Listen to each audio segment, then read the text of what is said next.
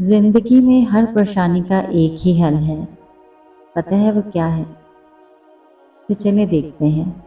اللہ سے بات کریں، اللہ سے مانگیں، اللہ پر چھوڑ دیں اور اللہ پر بھروسہ رکھیں۔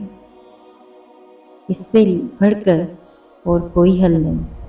اللہ کو اور اللہ کی محبت کو تھام لیں۔ زیادہ سوچنا انسان کو ختم کر دیتا ہے۔ بس دعا کرے اور سب کچھ اپنے رب العالمین پر چھوڑ دے، جو اتنی بڑی کائنات کو رنگوں سے بھر سکتا ہے۔ تو کیا اسے آپ نظر نہیں آتے؟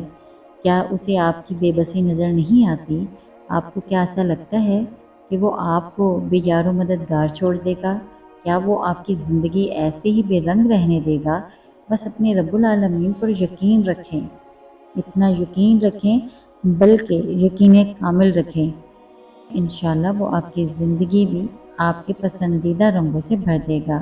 وہ آپ کی ہر دعا پر کن فرما دے گا انشاءاللہ۔ حالات کی تنگی میں اللہ کی طرف رجوع کریں۔ ایک مومن اور مسلم کا یہ کام ہے کہ حالات سے تنگ آ کر دل برداشتہ نہ ہو، بلکہ اللہ کی طرف رجوع کرے، اور وہ کرتا بھی ہے۔